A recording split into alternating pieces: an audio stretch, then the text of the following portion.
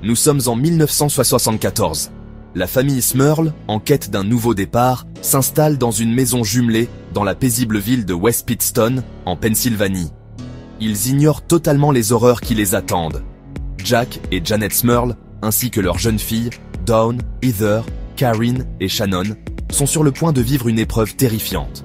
Ce qui a commencé par des incidents mineurs et inexpliqués s'est rapidement transformé en un cauchemar horrifiant qui allait les hanter pendant des années. Au début, la vie semblait normale. Les Smurl s'installent dans leur nouvelle maison. Mais cette normalité fut de courte durée. D'étranges phénomènes ont commencé à tourmenter la famille. Des objets se déplaçaient mystérieusement. Des outils disparaissaient pour réapparaître dans des endroits insolites. Des appareils électriques fonctionnaient mal, sans raison apparente. La famille a d'abord ignoré ces événements, les considérant comme de simples désagréments. Ils n'avaient aucune raison de soupçonner quoi que ce soit de sinistre. Ils étaient loin de se douter qu'ils étaient au bord du précipice d'une terrible épreuve. Au fil des jours et des semaines, les perturbations se sont intensifiées. Des odeurs nauséabondes, de soufre et de chair en décomposition imprégnant la maison. Des bruits inexpliqués résonnaient dans les couloirs. La maison autrefois paisible était désormais une source constante de peur et d'anxiété. Les nerfs de la famille étaient à vif. Ce qui était autrefois un havre de paix était devenu une prison de terreur. L'activité paranormale est passée d'inquiétante à carrément terrifiante. L'entité, ne se contentant plus de perturbations subtiles, est devenue malveillante. Des silhouettes sombres se matérialisaient dans l'obscurité, leurs yeux brillant sinistrement. La température chutait sans raison, leur faisant froid dans le dos. La famille ressentait une présence oppressante, une obscurité qui semblait consumer leur maison. Les agressions physiques sont devenues monnaie courante. Une des filles a été poussée dans les escaliers, échappant miraculeusement à des blessures graves. Le chien de la famille a été violemment projeté contre un mur. La peur s'est emparée de la famille. Ils vivaient un cauchemar, leur maison autrefois heureuse transformée en prison hantée. La hantise a pris une tournure sinistre, ciblant Jack et Janet Smurl d'une manière profondément troublante. Tous deux ont déclaré avoir été victimes d'agressions sexuelles par une entité démoniaque, un succube se nourrissant de leur vulnérabilité et de leur peur. Cette horrible violation a ajouté une autre couche de tourment à l'épreuve de la famille. Ils se sentaient violés, impuissants, face à la force invisible qui déchirait leur vie.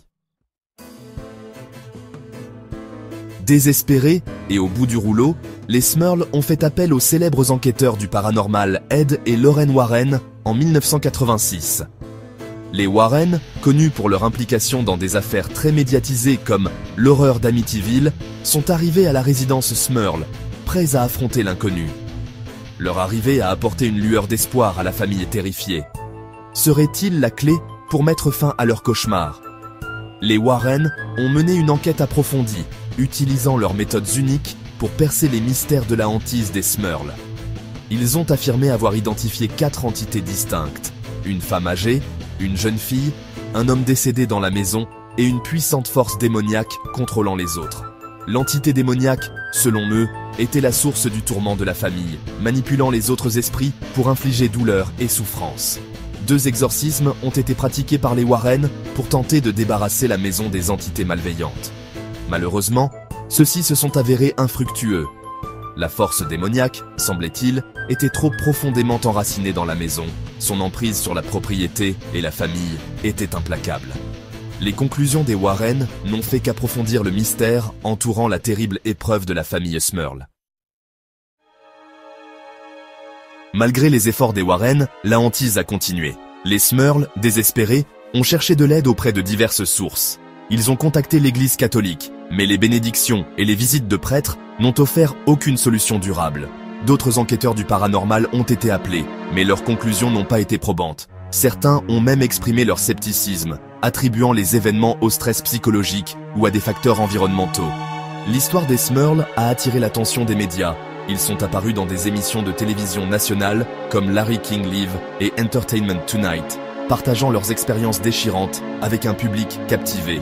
Leur cas a suscité des débats et des controverses, certains croyant à leurs affirmations, tandis que d'autres restaient sceptiques.